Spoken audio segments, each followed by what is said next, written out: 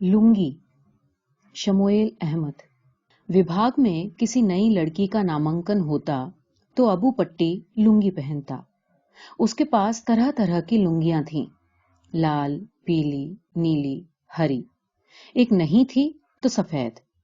सफेद लुंगी से अबू पट्टी को चिढ़ सी थी। पहनो भी नहीं कि मैली नजर आती हैं। भला ये भी कोई रंग हुआ कि दागों को छुपा भी नहीं पाता। इस एतबार से उसको स्याह लुंगी पसंद थी कि गर्दखोर थी। लेकिन एक ज्योतिषी ने कहा था कि स्याह रंग शनि का रंग है जो नाउम्मीदी का सितारा है, और अबू पट्टी ने भी महसूस किया कि स्याह रंग के इस्तेमाल से उसको अक्सर घाटा ही हुआ है। उस दिन उसने स्याह लुंगी बैग में रखी थी जब जरबहार उसके हाथों से साबुन की तरह फिसल गई थी और प्रोफेसर राशिद एजाज की झोली में जा गिरी थी। जरबहार एक स्थानीय शायर की सुपुत्री थी। उसने एमए किया था और अब एमफिल में नामांकन कराना चाहती थी। अबू पट्टी उन दिनों विभागाध्यक्ष था।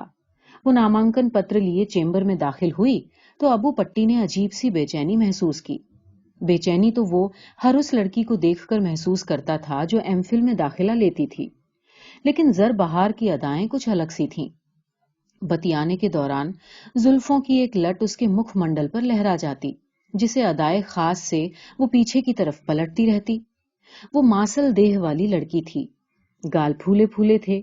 खूबसूरत नहीं थी, लेकिन कहीं कुछ था जो अबू पट्टी को लुंगी पहनने पर उकसा रहा था। चेंबर में दाखिल होते ही उसने अदब से सलाम किया और फिर 2 कदम चलकर एकदम करीब आकर खड़ी हो गई। छात्र अंदर आते हैं तो प्रायः एक दूरी बनाकर खड़े रहते हैं, लेकिन जरबहार का अंदाज कुछ ऐसा था मानो वर्षों से वो उनसे परिचित हो। उसने पहले अपने वालिद का नाम बताया जो शायर हुआ करते थे। अबू पट्टी ने प्रभावित होने का नाटक किया। माशाअल्लाह, क्या कहने। जरबहार खुश हो गई और पिताश्री की शान में स्तुति करने लगी कि मुशायरे में कहां कहां जाते थे, कैसे कैसे पुरस्कारों से सम्मानित हुए। फिर चेहरे के करीब जरा एक नजर झुककर मुस्कुराती हुई बोली, सर, मैं पीएचडी करना चाहती हूं। अबू पट्टी मुस्कुराया। एक ही बार में पीएचडी? पहले एमफिल करते हैं। अपनी गलती का एहसास हुआ तो दांतों तले जीभ काटी। अबू पट्टी की मुस्कुराहट गहरी हो गई। किस विषय में शोध करना चाहती हो? जी, कुछ भी। किस विधा में? शायरी, अफसाना, उपन्यास? अबू पट्टी के लहजे में झुंझलाहट थी, लेकिन उसकी मुस्कुराहट बरकरार थी। शायर की बेटी हूं तो शायरी पर ही करूंगी। नई शायरी पर करो। इकबाल, गालिब और मीर पर तो बहुत शोध हुआ। जी सर। किसी को पढ़ा है आपने?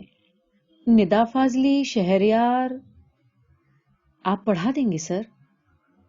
मैं तो बहुत कुछ पढ़ा दूंगा। अबू पट्टी कहकर हंसने लगा। जरबहार भी हंसने लगी। बालों की लट उसके गालों पर झूल गई। गालों में गड्ढे से पड़ गए। चेंबर में साकुब दाखिल हुआ और अबू पट्टी के माथे पर बल पड़ गए। आप बिना इजाजत अंदर कैसे आए? सर, मेरी थीसिस। जानता हूं आपने थीसिस मुकम्मल कर ली है, लेकिन बेअदबी से पेश आएंगे तो थीसिस धरी रह जाएगी। गलती हुई सर, माफ कीजिएगा। उसके जाने के बाद भी अबू पट्टी का गुस्सा खत्म नहीं हुआ। यही वजह है कि मैं चेंबर अंदर से बंद कर देता हूं। लड़के बहुत डिस्टर्ब करते हैं।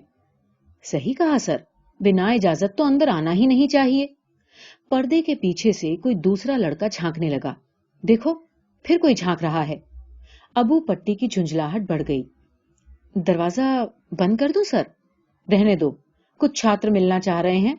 तुम कल 10 बजे आओ। फॉर्म भी भर दूंगा और समझा भी दूंगा कि क्या करना है, और विषय भी तय कर दूंगा। जी शुक्रिया सर, मैं कल आती हूं। जरबहार चली गई तो अबू पट्टी ने छात्रों को अंदर बुलाया। 4 लड़के, 6 लड़कियां। अबू पट्टी ने लड़कों पर सरसरी सी नजर डाली, लड़कियों को घूर घूर कर देखा।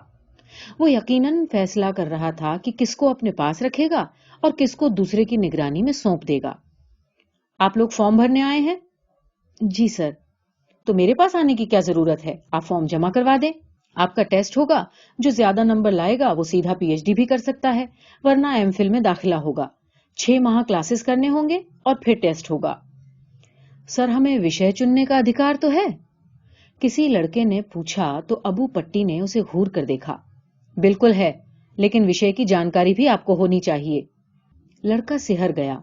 उसने शालीनता से सर हिलाया। छात्र चले गए तो अबू पट्टी भी क्लास लेने चला गया। जरबहार बाहर निकली तो खुश थी। नई मुर्गी। लड़कों ने उसे सर से पांव तक देखा। आप एमफिल के लिए आई हैं? जी नहीं, मैं सीधा पीएचडी करूंगी। नई मुर्गी मुस्कुराई। साक्कुब ये सोचकर दिल ही दिल में मुस्कुराया कि इसकी पीएचडी तो लुंगी में होगी। आपका विषय क्या है? जदीद शायरी। जदीद शायरी में क्या? ये सर तय करेंगे।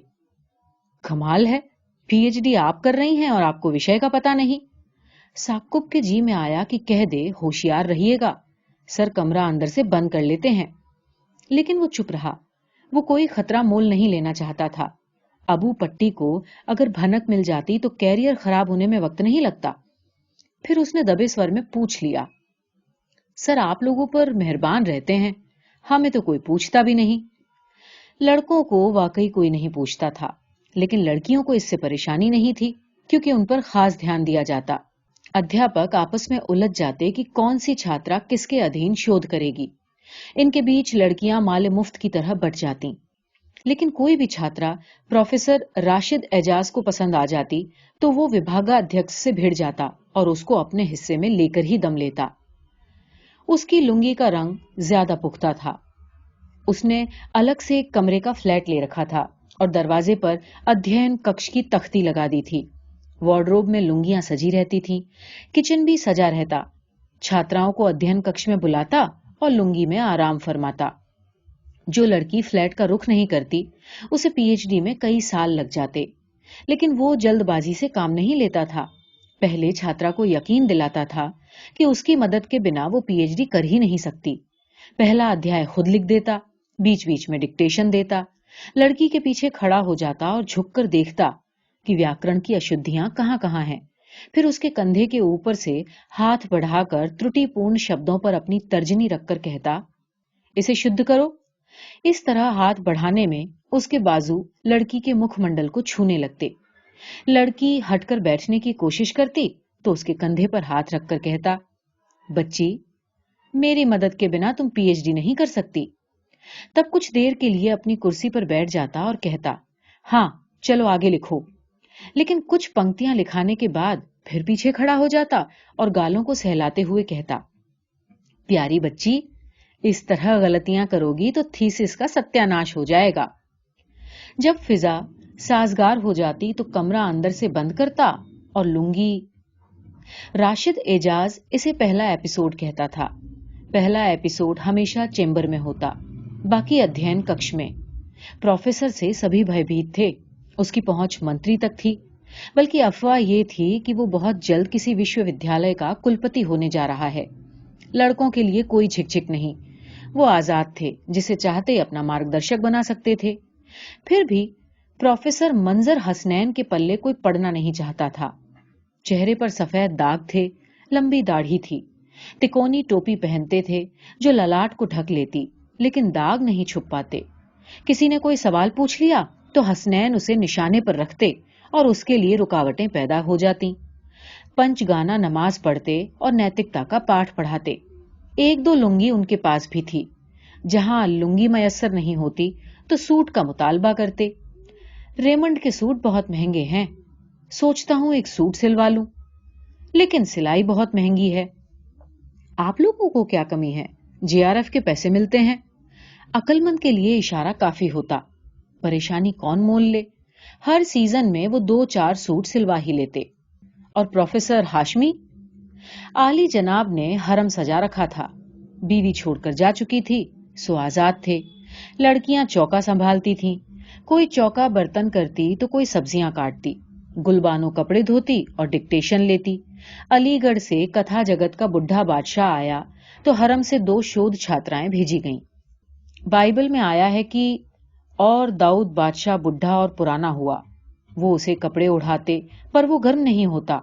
सो उसके चाकरों ने उससे कहा कि हमारे मालिक बादशाह के लिए एक जवान कुंवारी ढूंढी जाए जो बादशाह के हुजूर खड़ी रहे और उसकी खबरगिरी किया करे। اور پہلو میں لیٹ رہا کرے تاکہ ہمارے مالک بادشاہ کو گرمی پہنچے۔ مالک بادشاہ نے عالی جناب کی سیمیناروں میں پیروی کی، انہیں پرسکرت کیا۔ ثاقب نے قرۃ العین حیدر کی ناول نگاری پر کام کیا تھا، اس کی تھیسس مکمل ہو چکی تھی۔ وہ چاہتا تھا کہ انٹرویو کی تاریخ مل جاتی، لیکن وبھاگا ادھیکش کا ہستاکشر باقی تھا۔ وہ جب بھی تھیسس کی بات کرتا، ابو پٹی کوئی نہ کوئی بہانہ بنا دیتا۔ اسے سینئر لڑکوں سے معلوم ہوا تھا کہ تاریخ یوں ہی نہیں مل جاتی، بھاری بھرکم رقم خرچ کرنی پڑتی ہے۔ لیکن ثاقب کسی امیر باپ کا بیٹا تو تھا نہیں۔ جے آر ایف سے جو پیسے ملتے اس سے اپنی پڑھائی اور ہاسٹل کا خرچ پورا کرتا، اور اب شودھ مکمل ہو گیا تھا تو پیسے ملنے بھی بند ہو گئے تھے۔ ثاقب نے انگریزی ساہتیہ کا بھی ادھین کیا تھا، اس کی یوگیتا کے سبھی قائل تھے۔ پروفیسر راشد اعجاز اس کے مارگ درشک تھے۔ سب جانتے تھے کہ ثاقب کی تھیسس اس کی اپنی محنتوں کا نتیجہ تھی، کسی کو پیسے دے کر اس نے کچھ نہیں لکھوایا تھا۔ لیکن ثاقب غریب تھا، اور غریب ہو تو دکھ تو اٹھانا پڑے گا۔ اور سکینہ وہاب، گوبھی کے پھول میں بھی تازگی ہوتی ہے، لیکن سکینہ کے چہرے پر پتجھڑ کا رنگ نرنتر وہم کی طرح چھایا رہتا، آنکھوں میں درد کسی کٹی ہوئی پتنگ کی طرح ڈولتا رہتا، ناک کی نوک اچانک بدھنے کی ٹوٹی کی طرح اوپر اٹھ گئی تھی، نظر پہلے ناک کے سوراخوں پر پڑتی، پستہ قد تھی اور جسم تھل تھل۔ اسے کون پوچھتا؟ ادھیاپکوں میں اس کے لیے کبھی کوئی تکرار نہیں ہوئی، اور ثاقب کڑتا تھا۔ وہ سکینہ وہاب کے لیے ایک عجیب سی سہانوبھوتی محسوس کرتا جو الجھن بھری تھی۔ کیوں چلی آئی ہے یہ پی ایچ ڈی کرنے؟ کون پوچھے گا اس کو؟ لیکچرر تو یہ زندگی بھر نہیں ہو سکتی، کوئی پیروی نہیں کرے گا، نہ تو ادھیاپکوں کا بستر گرم کر سکتی ہے، نہ سمیتی کے سدسیوں کی مٹھی۔ پھر یہاں کیوں آئی ہے؟ غریب مزن کی لڑکی کو استانی ہونا چاہیے، گھر گھر میں اردو اور قرآن پڑھائے گی تو گزارا ہو جائے گا، لیکن پی ایچ ڈی کرے گی تو اور نکمی ہو جائے گی۔ لیکن مزن کی لڑکی پرتبھاشالی تھی، اس نے منو ویگیانک کہانیوں پر شودھ کیا تھا۔ پروفیسر امجد اس کے گائیڈ تھے، وہ شاعری پڑھاتے تھے، کتھا ساہتیہ میں زیادہ رچی نہیں تھی، انہیں منو ویگیانک ساہتیہ کا زیادہ گیان بھی نہیں تھا۔ افسانہ انوکھی مسکراہٹ انہوں نے ضرور پڑھ رکھا تھا اور بار بار اسی کا حوالہ دیتے تھے۔ وہ سکینہ کا مارگ درشن کیا کرتے، لیکن سکینہ نے بہت محنت کی، دن بھر لائبریری میں بیٹھی پڑھتی رہتی۔ ثاقب نے اس کی مدد بھی کی تھی، اس نے 50 سے زیادہ منو ویگیانک کہانیوں کی سوچی تیار کی تھی اور سکینہ کو سب کی فوٹو کاپی مہیا کرائی تھی۔ سکینہ نے ثاقب کی مدد سے اپنا لیکھ مکمل کیا، اس کی تھیسس یونیورسٹی میں جمع بھی ہو گئی، لیکن وائوا کی تاریخ نہیں ملی تھی۔ ثاقب کی نظر سکینہ پر پڑتی تو وہ اور کڑھنے لگتا۔ ابھی ابھی وہ پروفیسر امجد کے چیمبر سے نکلی تھی، حسب معمول اس کے چہرے پر ٹوٹے پتوں کا دکھ تھا، لیکن کہیں سوریہ کی روپہلی کرنوں کا ہلکا سا رنگ بھی چھایا تھا جو ثاقب کو نظر نہیں آیا۔ کاٹتی رہو ڈپارٹمنٹ کے چکر۔ تاریخ مل گئی، وہ دھیرے سے مسکرائی۔ ارے واہ، مبارک۔ ثاقب خوش ہو گیا، لیکن ایک الجھن ہے۔ پتجھڑ کا رنگ پھر سے چھا گیا۔ کیوں؟ اب کیا ہو گیا؟ سکینہ نے ایک پرچی ثاقب کی طرف بڑھائی۔ ثاقب نے سرسری سی نظر ڈالی۔ یہ 30 آدمیوں کی سوچی تھی۔ یونیورسٹیاں بھی بازارواد کا حصہ ہیں۔ شودھ کرتا پر واجب ہے کہ وائوا لینے باہر سے استاد آئیں تو 5 ستارہ ہوٹل میں بھوج کی ویوستھا ہو، ورنہ تھیسس رد ہو سکتی ہے۔ وائوا لینے کے لیے جامعہ سے استاد تشریف لا رہے تھے۔ وہ لوگ کباب کے شوقین تھے، وہ لیگ کباب کے شوقین تھے۔ وبھاگ سے گیاپن جاری ہوا کہ حضرت کے لیے پرتکلف دعوت کی ویوستھا کی جائے۔ پروفیسر راشد نے اتھیوں کی سوچی تیار کی، جس میں شودھ چھاتراؤں کے علاوہ وبھاگ کے دوسرے لوگ بھی شامل تھے۔ 30 آدمیوں کا ہوٹل الکریم میں پریتی بھوج، بٹر نان، بریانی، لیگ کباب، چکن ٹکا، چکن بون لیس، فش فرائی۔ غریب ہو تو الجھن میں مبتلا رہو گے۔ اور ثاقب غصے سے کھول رہا تھا۔ تمہیں پتا ہے کہ خرچ کیا ہوگا؟ سکینہ چپ رہی۔ 50,000 خرچ ہوں گے، 50,000۔ سر کہہ رہے تھے اس سے وبھاگ کا مان بڑھے گا۔ تم وبھاگ کا مان بڑھاؤ گی؟ پروفیسر اپنی پرتیشٹھا بڑھا رہے ہیں اور تم استعمال کی جا رہی ہو، احمق اسکالر۔ تو میں کیا کروں؟ مرو۔ सकीना की आंखों में आंसू आ गए। तुमने स्कॉलरशिप की रकम से पैसे काट काट कर अपने लिए शादी के लिए जमा किए, लेकिन बाजारवाद तुम्हारा पैसा अपने उपयोग में लाएगा और तुम वहीं की वहीं खड़ी रहोगी। क्या जरूरत थी तुम्हें पीएचडी करने की दुख्तर मुजिन? अपने सिस्टम से बाहर जीना चाह रही हो तो मरो। बुर्जुआ तबके को तुम कबूल नहीं हो, तुम मुजिन की लड़की हो। समाज मुजिन को मुजिन कहता है, मुजिन साहब नहीं। साहब का शब्द इमाम के लिए है। साकुब तुम भी? मुजिन की लड़की सिसक पड़ी। साकुब खामोश रहा। उसे ग्लानि होने लगी। वो अपना गुस्सा इस मासूम पर क्यों उतार रहा है? खुद उसकी थीसिस भी तो लुंगीदार बॉक्स में बंद है। साकुब ने माफी मांगी। सॉरी सकीना, माफ कर दो। करियर का सवाल है साकुब, हम एहतिजाज भी दर्ज नहीं कर सकते। साकुब आह भरकर रह गया। सकीना ने आंचल के कोने से अपने आंसू खुश्क किए। अबू पट्टी ने दूसरे दिन सियाह लुंगी खरीदी, बैग में रखा और 10 बजे अपने चेंबर में दाखिल हुआ। वो अपनी कुर्सी के बाजू में अलग से एक कुर्सी रखता था। जरबहार सलाम करती हुई अंदर दाखिल हुई। अबू पट्टी ने मुस्कुराते हुए सलाम का जवाब दिया। फॉर्म की खाना पूरी कर ली? जी सर। जरबहार ने फॉर्म उसकी तरफ बढ़ाया। ये क्या, सिर्फ नाम और पता दर्ज किया है? सोचा आपसे पूछकर भरूंगी।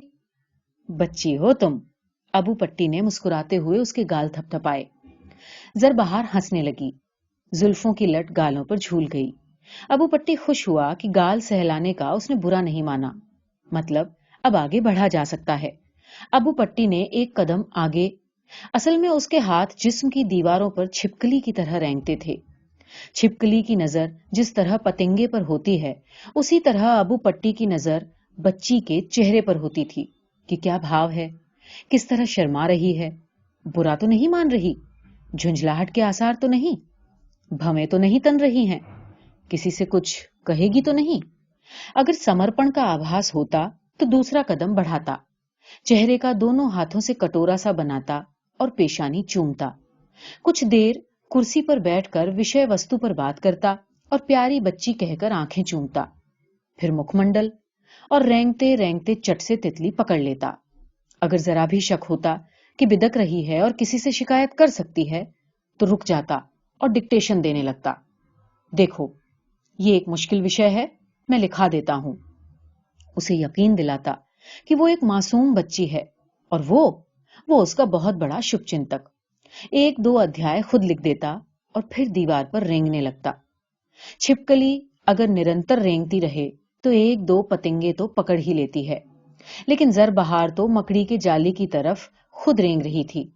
अबू पट्टी के सब्र का पैमाना छलक रहा था। उसके जी में आया कि तुरंत दरवाजा बंद करे और लुंगी पहन ले। इस नियत से उठकर वो दरवाजे की तरफ बढ़ा, लेकिन उसी पल सिकंदर तूफानी धड़धड़ाता हुआ चेंबर में घुसा। जरबहार फौरन उठकर सामने वाली कुर्सी पर बैठ गई। अस्सलाम वालेकुम। वालेकुम अस्सलाम। नाचीज को सिकंदर तूफानी कहते हैं। तूफानी ने हाथ मिलाया। अबू पट्टी कुछ घबरा सा गया। हिम्मत नहीं हो रही थी कि बिना इजाजत अंदर आने पर तूफानी को डपटता। ये मेरी छोटी बहन है। तूफानी ने जरबहार की तरफ इशारा किया। माशाअल्लाह माशाअल्लाह, बहुत ज़हीन बच्ची है। जरा ध्यान रखिएगा हुजूर, और मुझे तो आप जानते ही हैं। तूफानी ने मुस्कुराते हुए कहा। वो तूफानी को जानता था। एक बार अंग्रेजी विभाग के एक प्रोफेसर की उसके चेंबर में उसने पिटाई कर दी थी। कारण था प्रोफेसर ने एक छात्रा के गाल सहलाए जो तूफानी की गर्लफ्रेंड थी। खतरे की घंटी। अबू पट्टी ने उसी वक्त फैसला कर लिया कि जरबहार को कोई भी ले जाए, वो खुद को उससे अलग रखेगा। जरबहार टेस्ट पार कर गई, सभी पास कर गए। इनका बंटवारा हुआ। प्रोफेसर राशिद एजाज को जरबहार पसंद आ गई। प्रोफेसर ने तुरंत उसको उचक लिया। अब उसका मैदान कथा साहित्य था। प्रोफेसर ने उसके लिए विषय चुना था। कुर्तुलैन की नॉवल निगारी। दिन गुजरते रहे। साकुब की थीसिस उसी तरह विभाग में पड़ी रही। एक दिन मालूम हुआ कि प्रोफेसर एजाज विभागाध्यक्ष से उसकी थीसिस मांगकर ले गए हैं। वो प्रोफेसर से मिला। इसमें सुधार करना होगा। जी कैसा सुधार? आपने कुर्तुलैन को वर्जीनिया उल्फ से प्रभावित बताया है कि स्ट्रीम ऑफ कॉन्शियसनेस की टेक्निक कुर्तुलैन की वर्जीनिया से उधार ली हुई है। जी सर, لیکن آپ نے प्रमाण नहीं दिए। उल्फ के नॉवेलों का नाम लीजिए और वो इबारत कोट कीजिए जिसमें इस टेक्निक का उपयोग हुआ है। साथ ही एन के नॉवेल का कोई पैराग्राफ कोट कीजिए जिसमें स्ट्रीम ऑफ कॉन्शियसनेस का पता चल सके। शोध इसी को कहते हैं, वरना स्वीपिंग रिमार्क से तो यही साबित होता है कि आपने ये बात कहीं से सुनी और लिख दी।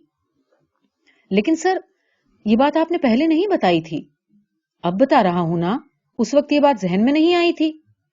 लेकिन सर, थीसिस तो आपने ओके कर दी थी, इसका एक एक अध्याय आप पढ़ चुके हैं। आप लोगों में यही खराबी है, अपने उस्ताद की बात नहीं सुनते हैं। ये थीसिस अगर एक्सपर्ट के पास भेजी गई और उसने ऑब्जेक्शन कर दिया तो? साकुब ने सुधार कर दिया, लेकिन राशिद एजाज घास नहीं डाल रहे थे। वो जब भी मिलने जाता, कमरा अंदर से बंद मिलता। एक बार उसने निश्चय कर लिया कि मिलकर ही जाएगा। बाहर टूल पर बैठा रहा। दरवाजा खुला तो जर बहार दुपट्टा दुरुस्त करती हुई बाहर निकली। प्रोफेसर पैंट के बेल्ट कस रहा था। साकुब की नजर फर्श पर पड़े हुए बैग पर पड़ी, जिसकी जिप पूरी तरह से बंद नहीं थी। जिप के कोने पर बैग आधा खुला था, जिससे गुलाबी रंग की लुंगी झांक रही थी। सर, मैंने उस अध्याय को रीराइट कर दिया है। अभी मैं बिजी हूं, कल दिखाइएगा। सर, अगर एक नजर देख लेते। आप में यही खराबी है, उस्ताद की बात नहीं मानते। साकुब सर झुकाए कमरे से बाहर निकल गया। उस्ताद आजम जामिया से तशरीफ लाए। विभाग में चहल पहल थी। 30 आदमियों के लंच के लिए अल करीम बुक हो गया था। मेहमानों के आने जाने के लिए सकीना को कार की व्यवस्था भी करनी पड़ी। दिन के 11 बजे से वायवा शुरू हुआ। विभाग के सभागार में कुर्सियां लगा दी गई थीं। एक पंक्ति उस्तादों की थी, बीच में उस्ताद आजम विराजमान थे। सामने की कुर्सी पर सकीना भीगी बिल्ली की तरह बैठी थी, जैसे बलि स्थल पर पहुंच गई हो और अब राजाधिराज हुक्म सादिर करेंगे। सकीना के पीछे भी कुर्सियों की कतार थी, जिस पर छात्र बैठे हुए थे। इनसे अलग छात्राओं की कतार थी। उस्ताद आजम के हाथ में स्पाइरल बाइंडिंग की हुई थीसिस की प्रति थी, जिसे उलट पुलट कर वो इस तरह देख रहे थे जैसे बलि चढ़ाने से पहले बकरे के दांत देखे जाते हैं। आपने ऐसे विषय का चयन क्यों किया? मनोवैज्ञानिक कहानियां? हर कहानी मनोवैज्ञानिक होती है। सर, कुछ मानवीय रवैये इतने रहस्यमयी होते हैं कि इन्हें समझने के लिए उस सिद्धांत और विचारधारा से मदद लेनी होगी जो मनोवैज्ञानिकों ने रचे हैं। अच्छा, किस किस को पढ़ा है आपने? सकीना ने घबराहट महसूस की। बताइए तो, फ्राइड का कारनामा क्या है? अनकॉन्शियसनेस की खोज, यूं कलेक्टिव कॉन्शियसनेस, आर्किटाइप की खोज भी उसी ने की। उस्ताद आजम ने पहलू बदला, फिर अचानक थीसिस का एक पन्ना पलटते हुए बोले, स्पेलिंग मिस्टेक्स बहुत हैं। टाइपिंग मिस्टेक्स है सर। ये क्या जवाब हुआ? सुधारने के लिए मेरे पास लाई हैं? सकीना चुप रही। उस्ताद आजम ने कुछ और पन्ने पलटे। ये क्या, इस तरह सूची बनाई जाती है? सिर्फ किताबों के नाम लिख दिए हैं, प्रकाशक का नाम कहाँ है? प्रकाशन का साल नहीं है। बहुत गलत बात है, बहुत गलत बात है। लेकिन बच्ची ने मेहनत तो की है, प्रोफेसर हाशमी ने बीच में टोका। उस्ताद मुस्कुराए। मेहनत तो सभी करते हैं, लेकिन एक बात है, तहरीर ओरिजिनल लगती है। अबू पट्टी ने झुककर आहिस्ता से कहा, लंच का बंदोबस्त अलकरीम में है। अलकरीम में 30 आदमियों की जगह सुरक्षित थी। जरबहार प्रोफेसर एजाज से चिपकी नजर आ रही थी। वो जिधर जाते उधर वो जाती। वो बैठे तो बगल में वो बैठी। वो उठे और उस्ताद आजम की पास वाली कुर्सी पर बैठे तो वहां भी चिपक गई। लेकिन सकीना वहां खड़ी रही। उसे बैठने के लिए कोई नहीं कह रहा था। साकुब ने कहा, आओ बैठो। मैं कैसे बैठ सकती हूं? मैं मेजबान हूं। तुम अहमक हो। साकुब को गुस्सा आ गया। मुजिन की लड़की, गरीब, बदसूरत, तुम नौकरानी की तरह कोने में खड़ी रहोगी। उस्ताद बारात लेकर आए हैं, तुम दहेज की रकम अदा करोगी, 50,000। साकुब भन्नाता हुआ होटल से बाहर चला गया। लेकिन मुजिन की लड़की को डिग्री मिल गई। वो अब डॉक्टर सकीना वहाब थी। साकुब ने अपने आलेख में पुनः संशोधन किया।